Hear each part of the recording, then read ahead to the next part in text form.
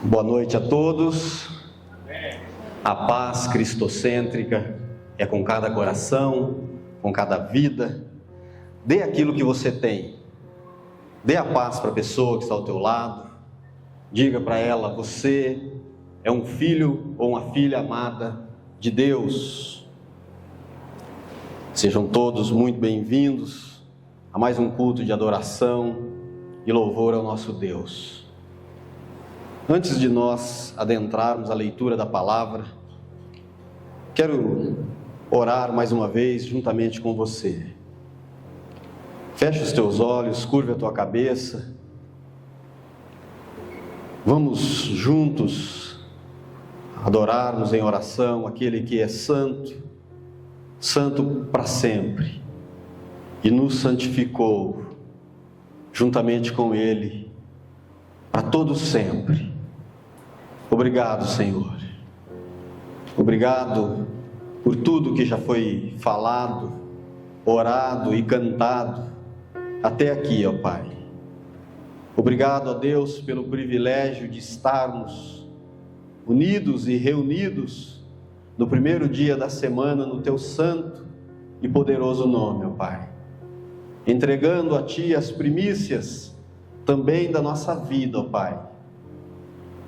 Todos nós aqui poderíamos ter escolhido estarmos em qualquer outro lugar. Todos nós aqui poderíamos ter escolhido não estarmos aqui. Mas estamos aqui porque Te amamos, ó Pai. Não estamos aqui por imposição ou para cumprir uma vaga na nossa agenda. Estamos aqui porque queremos o Senhor na nossa vida em todo o tempo.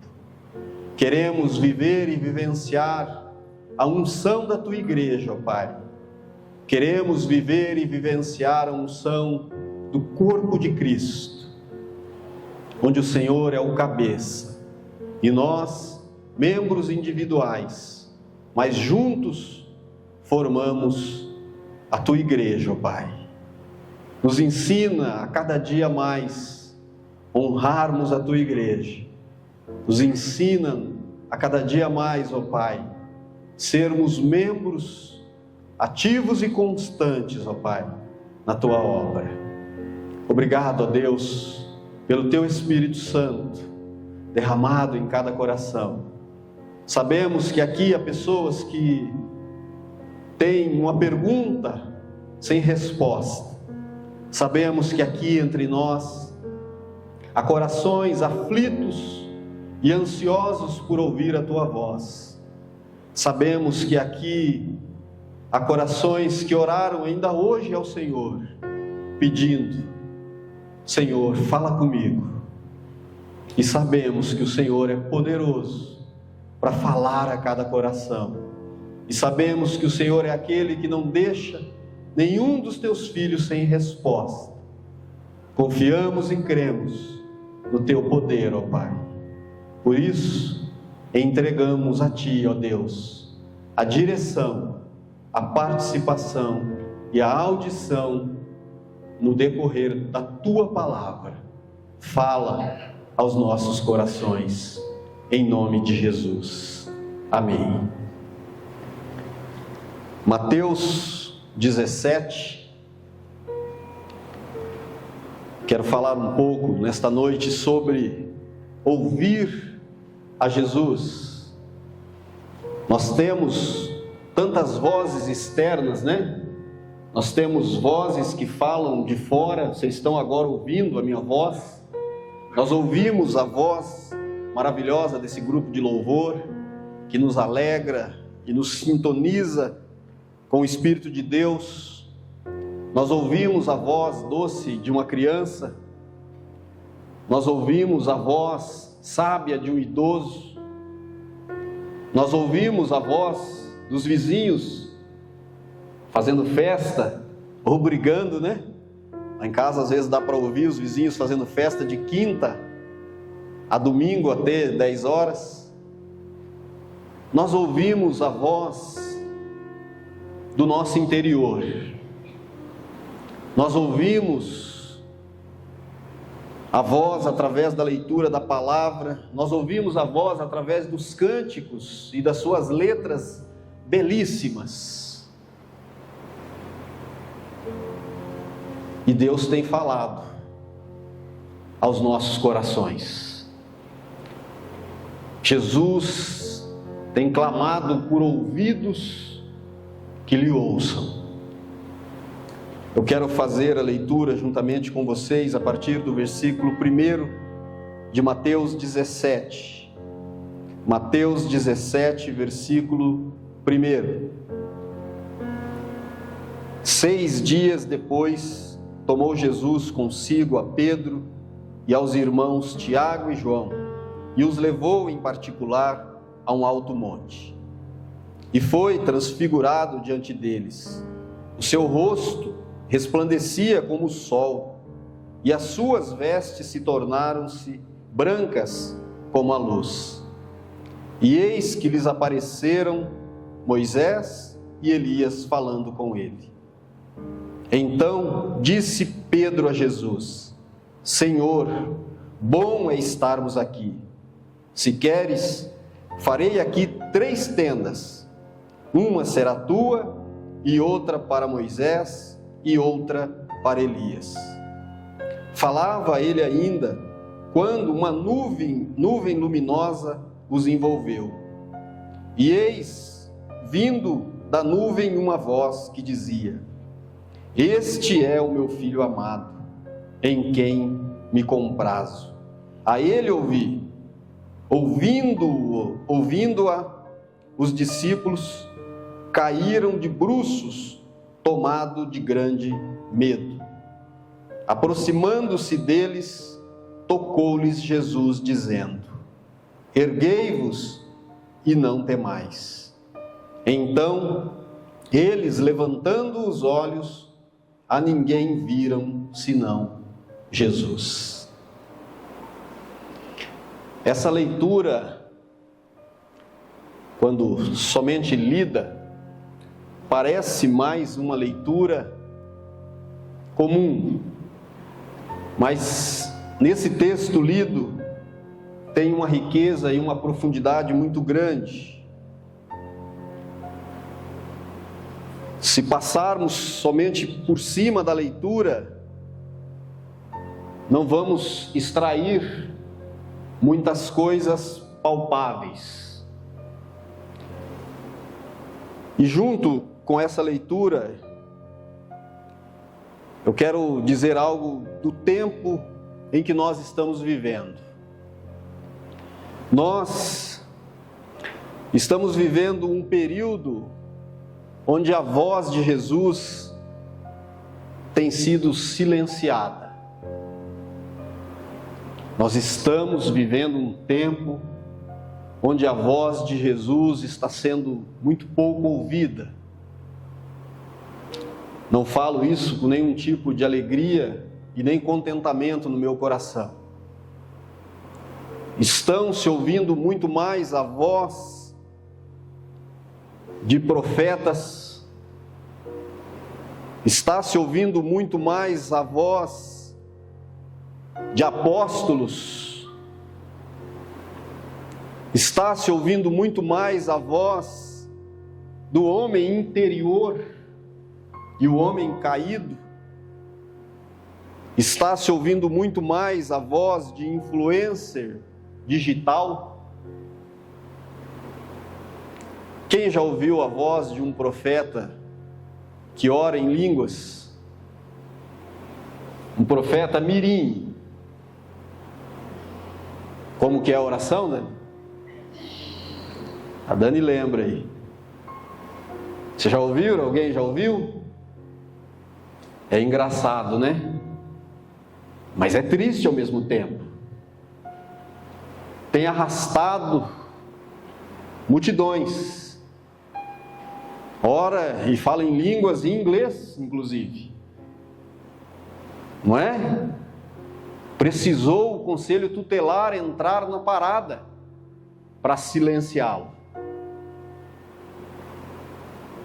Mas o que me assusta não é o que ele faz.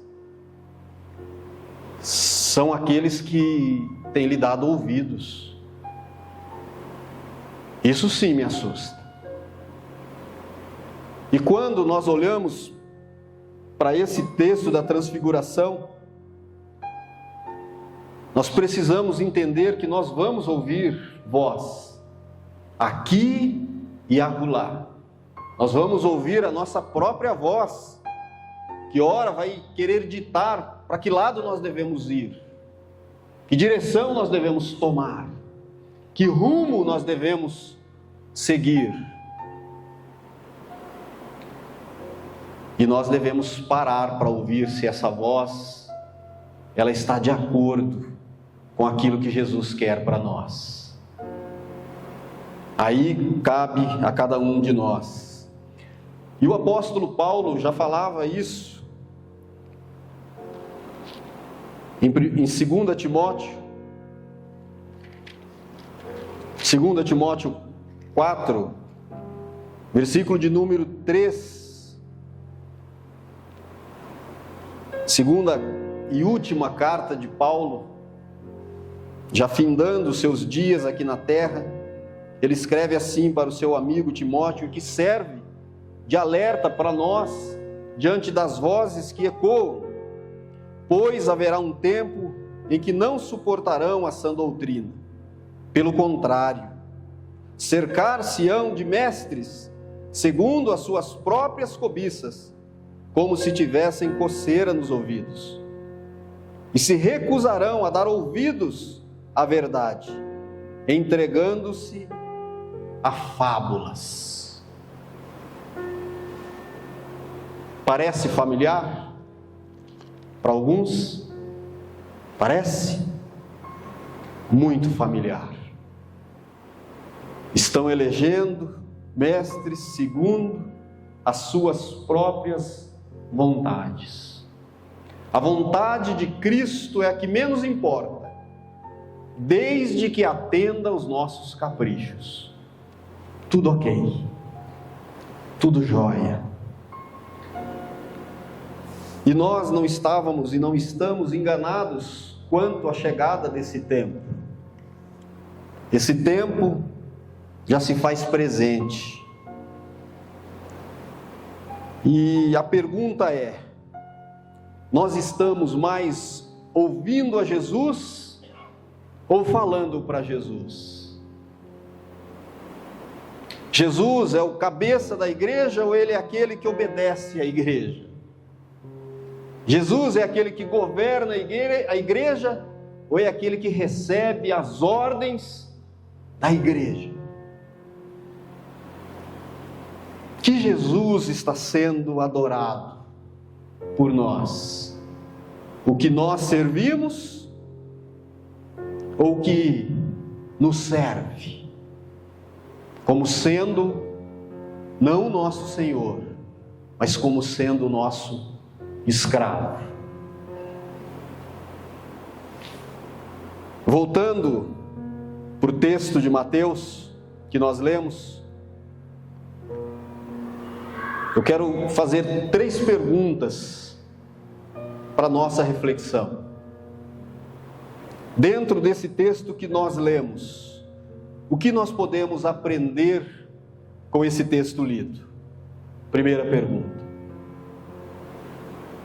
qual é a instrução de Deus para a nossa vida nesse texto em que nós lemos?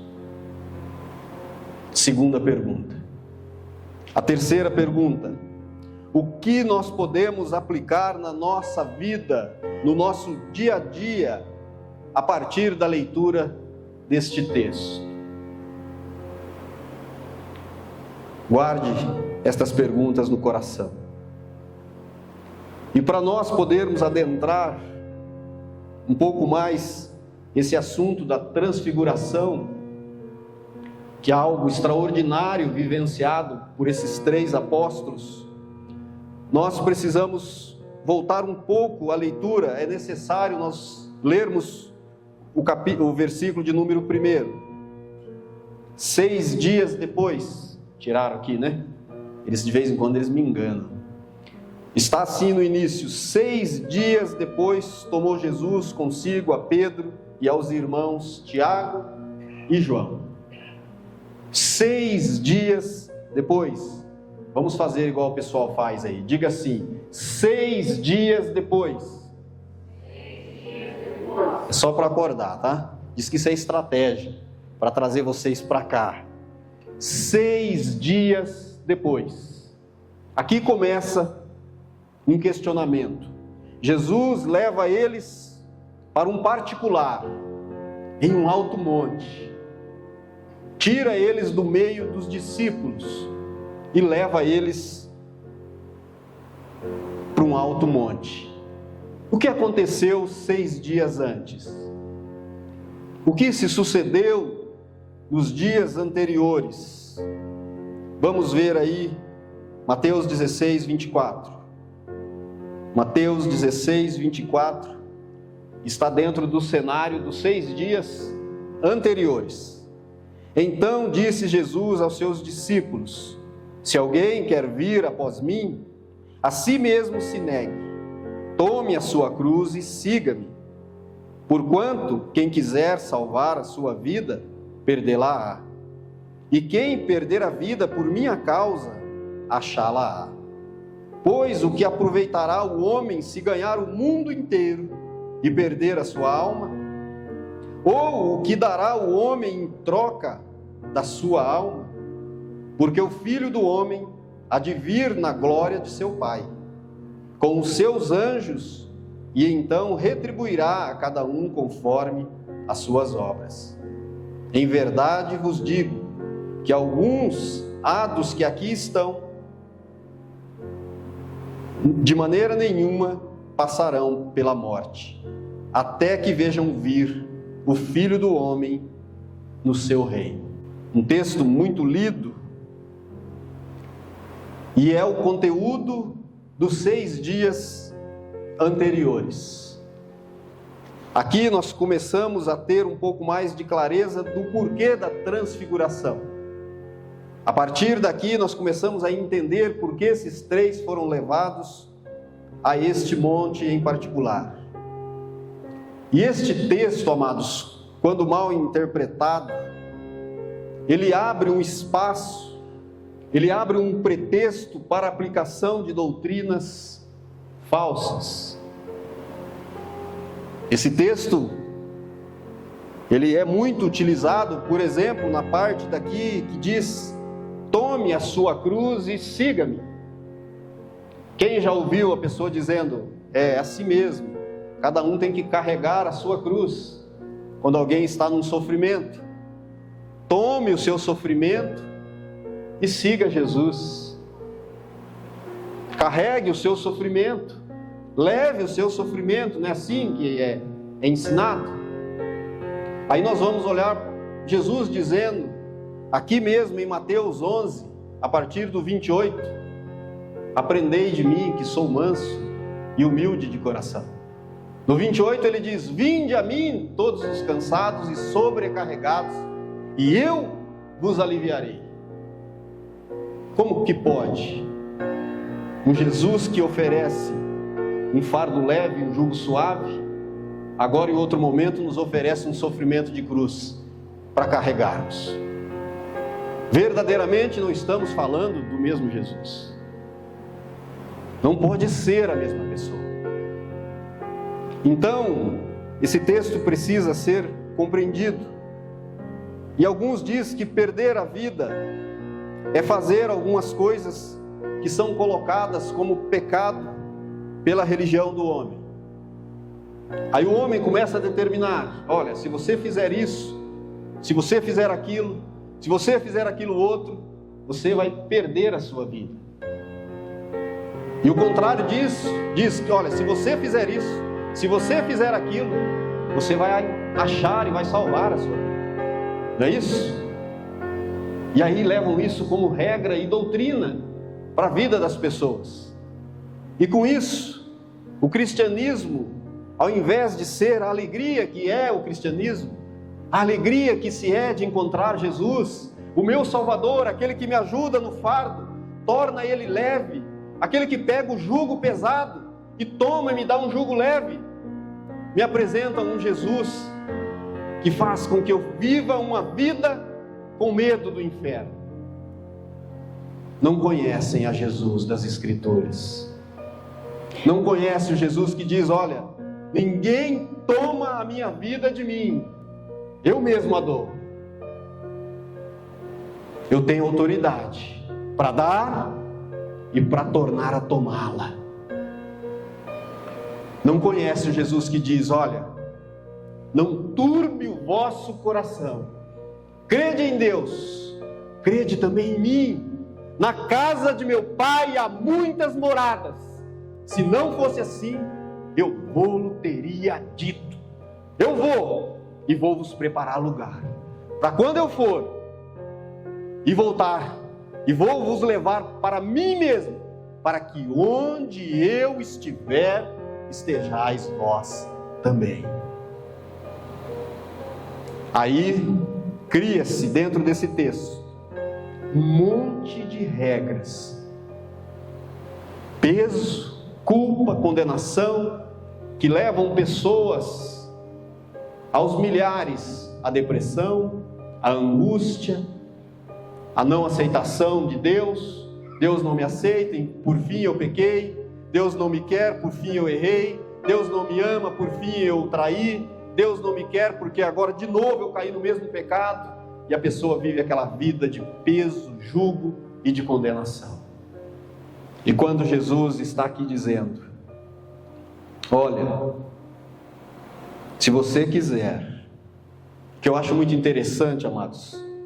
Então disse Jesus aos seus discípulos: se alguém quer vir após mim. Quem quer? Quem daqui quer? Você tem coragem de levantar as mãos? Eu vou anotar aqui. Eu quero. A todo tempo eu quero. A todo momento eu quero. Não quero perder essa consciência de que Ele para mim é tudo, de que Ele para mim é a razão da vida, da existência, do respirar, do sentido maior da vida. Jesus está aqui dizendo e propondo: se alguém quer vir após mim, a si mesmo se negue. Nós não podemos deixar de lado o fato de que Jesus disse isso 6 dias antes da transfiguração, e os discípulos deviam estar. A Bíblia, se você ler Marcos e Lucas, eles dão um outro contexto, trazendo a fidelidade do que o texto está aplicando, mas trazendo alguns detalhes diferenciados. Mas a base da fala dos 3 é a mesma. Mas ali, Marcos vai dizer que estavam todos os discípulos. Marcos diz que havia uma multidão e Jesus separa os discípulos e diz para eles: olha, se alguém quiser vir após mim, aí ele continua falando. O que eu penso que Jesus separou esses 3, Pedro, Tiago e João. Eu penso que Pedro, Tiago e João, nesses 6 dias que antecederam a transfiguração, eles ficaram pelos cantos. O que será que o mestre quis dizer com isso? Pedro, você que sempre fala coisas bonitas aí, toma bronca torto direito, você perguntou para ele o que ele quis dizer? No segundo dia, de novo, eles se reúnem e de novo se perguntam: o que será que Jesus quis dizer com tomar a cruz? O que será que ele quis dizer com negar-se a si mesmo? O que será que Jesus quis dizer com aquele que quer achar a sua vida vai perder, e aquele que perder a vida por causa dele e do Evangelho, diz Lucas? O que será, Pedro? Aí Tiago diz: olha, eu estou aqui me remoendo, eu estou pensando que seja isso, eu estou pensando que seja aquilo. E aí João diz: olha, vamos lá perguntar para ele, o que vocês acham? Não, vamos tentar de outra maneira, vamos esperar ver se ele fala mais alguma coisa e nós entendemos aquilo que ele estava querendo dizer. E passa-se o segundo dia, e passa-se o terceiro, e passa-se o quarto, e eles continuam a questionar: o que será que Jesus quis dizer com isso? Talvez seja a pergunta de alguns aqui. Talvez seja a pergunta de algum religioso que vá nos assistir depois, e seja honesto: eu não sei, eu não entendo o que ele quis dizer. Eu gostaria de entender na íntegra o que ele quis dizer. Tiago, Pedro e João chegam no 6º dia. O engraçado é que, se você ler Lucas diz que são 8 dias. Aí complicou mais ainda. Mas vamos ficar com os 6 dias de Mateus. A ordem numérica não alteram os fatos. Ambos relatam a transfiguração. Um diz 8 dias, e outro diz 6. Para nós, a questão é que tem dias aí. E o interessante é que chega esse momento da transfiguração. Vocês já imaginaram isso? Vocês já pararam para imaginar isso? Vivenciar isso? Experimentar isso? Jesus primeiro chama eles em particular, separa eles dos demais. Só aí eles já falam: opa, ei, como nós somos importantes, hein? Você viu o que o mestre fez? Olha só. E a Bíblia vai dizer, através da boca de Lucas, que Jesus está orando. E de repente ele é tomado pelo esplendor, o seu rosto se transforma como o sol. As suas vestes se tornam brancas como a luz. Você já tentou encarar o sol? Eu tenho uma tal de uma doença que eu descobri, que não é minha, pertence para esse corpo caído, chama enxaqueca de áurea. E eu não sabia, porque eu tenho tanta dificuldade, mesmo com essa cor e esses olhos claros, de encarar o sol. E eu toda a vida trabalhei no sol, e chegava em casa, nem se sabe, quando eu trabalho no sol eu chego acabado. Quando era mais novo chegava meio acabado, agora eu chego acabado e meio, com a idade. E um período da minha vida o meu nariz sangrava muito. E quando essa enxaqueca de áurea me tomava, eu descobri que a irmã Jo tem, depois a minha filha herdou, tanta coisa para ela herdar de mim, foi herdar isso. E é um sofrimento, fica cego do olho, ajunta água na boca, adormece os lábios, adormece a boca, adormece o braço, a fala enrola, um tremor, um suador, ânsia de vômito, e daí vai. Olhar para a luz é impossível. O melhor lugar para se estar é no escuro. E aí eu fico imaginando o clarão do rosto de Jesus, e os discípulos ali assistindo isso, vendo isso, presenciando uma roupa branca. Eu estou vendo algumas pessoas com roupa branca aqui. Nesse tempo era impossível alguém alvejar uma roupa branca. O mais perto que se tinha era um nude, um pardo. Não existia uma veste branca. E aqui as vestes de Jesus estão brancas. Brancas. E o que me chama a atenção, amados, é que os 3 estão ali. E se não bastasse o rosto de Jesus totalmente branco, as suas vestes totalmente brancas, o seu rosto reluzente como o sol, ainda aparece Elias. E quem é o outro? Quem? Moisés. Aparece Elias e Moisés. Agora completou tudo. Já estamos vivenciando essa situação. E agora estamos nos deparando com Elias e com Moisés, o qual eles seguiam porque fazia parte da história religiosa deles. E Pedro tem uma ideia: Senhor, que bom que nós estamos aqui. Então vamos fazer 3 tendas, ou seja, 3 lugares de adoração. Um para o Senhor, um para Elias e outro para Moisés. E de repente uma voz como que se dissesse: não, não, Eis aí o meu filho amado, em quem eu tenho alegria. A ele ouve, a ele escutai. Somente e tão somente a ele. A quem nós estamos dando ouvidos? Qual é a voz que tem ecoado no nosso ser? Qual é a voz que nos direciona? É a nossa voz interior, como alguns dizem? Descubra a tua voz interior e siga.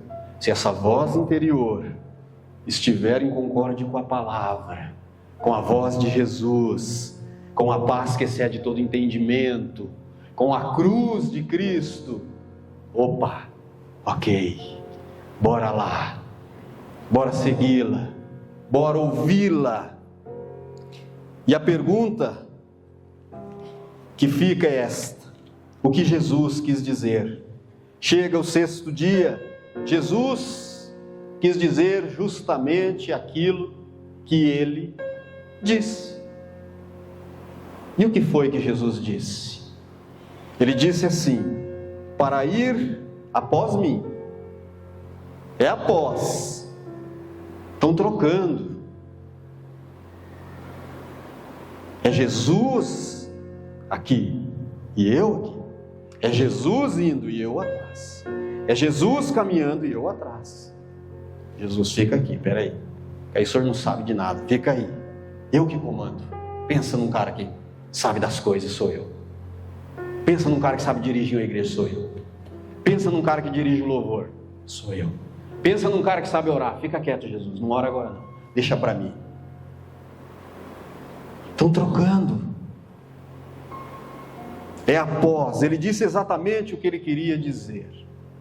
Se alguém quer vir após mim, é necessário negar-se a si mesmo. É necessário entender que é Jesus quem vai à frente.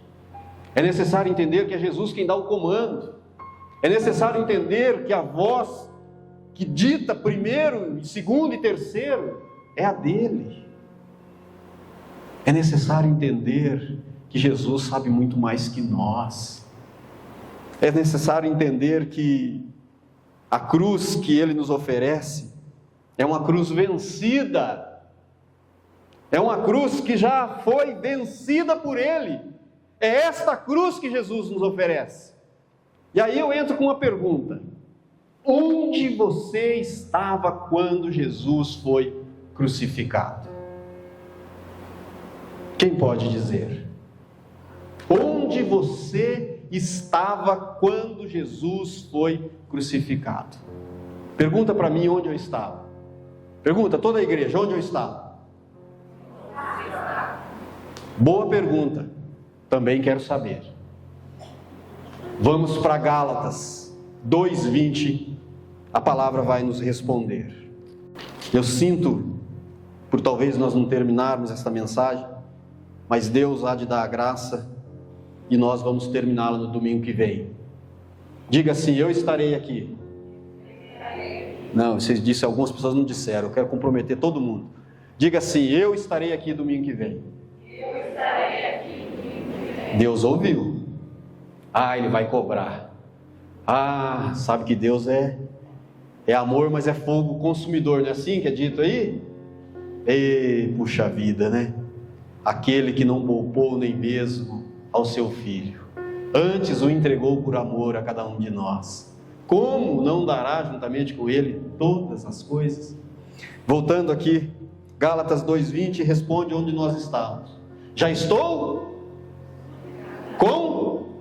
Onde você estava quando Cristo foi crucificado? Na cruz. Eu e você estávamos na cruz, porque nós precisávamos morrer. E onde nós estávamos quando ele ressuscitou? Juntamente com ele. Sabe qual é a cruz que Cristo quer que a gente carregue? A da condenação? A do peso? A da culpa? A do julgamento? A da pequenez? Não. Jesus fala: tome a sua cruz e siga-me. Entenda que você morreu comigo. Na cruz você foi crucificado. Então fique na cruz, porque a cruz é sinônimo de justificação, sinônimo de perdão, sinônimo de vida, libertação de pecado. A cruz não é condenação, a cruz não é julgamento, a cruz não é punição. Ei, não entenderam? Olhe para a cruz e se veja justificado, perdoado, sarado, livre dos seus pecados e das suas culpas, de uma vez por todas. Siga-me com essa consciência, porque se você quiser voltar para a sua velha vida, você perdeu. Deu para entender? Voltar para a minha vida e querer abraçá-la, e querer me justificar, e querer ser salvo, é perder a vida, porque eu desprezei a justificação da cruz. Eu achei muito interessante algo que um pastor contou esses dias, e com isso nós já vamos adentrar daqui a pouco a Santa Ceia.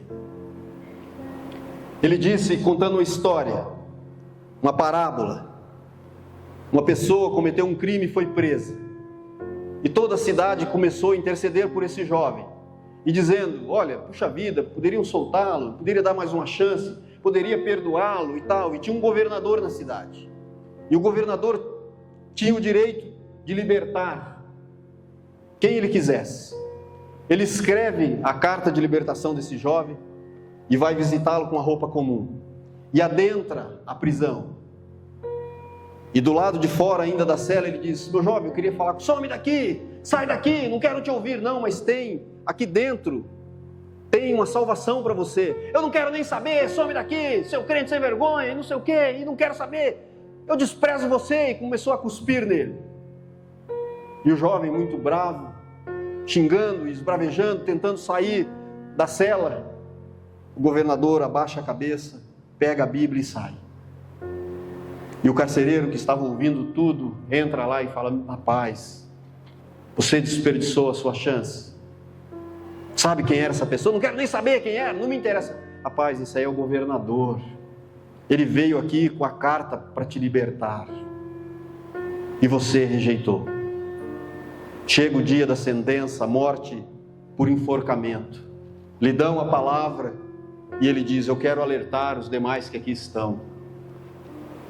Eu não estou morrendo pelos meus erros, eu não estou morrendo pelo meu pecado, eu estou morrendo por conta da absolvição que eu rejeitei. Tinha uma libertação pronta para mim e eu não a quis. Quantos estão preferindo resgatar o seu velho homem para terem o controle e o domínio das suas vidas? Quantos preferem ganhar o mundo inteiro e perder a sua alma? Só há vida na pessoa de Jesus Cristo. Só há salvação da alma na pessoa de Jesus Cristo. Só há remissão dos pecados e perdão deles na cruz de Cristo. Por isso que nós peguemos a nossa cruz e sigamos a Jesus. Por isso que a voz a ser ouvida, se o pastor que estiver pregando na igreja que você vai falar que a salvação só é por intermédio de Jesus, ok, mas se ele colocar acima de Jesus qualquer outra regra, esqueça, volte para Jesus. Ele é a cruz que nos salva.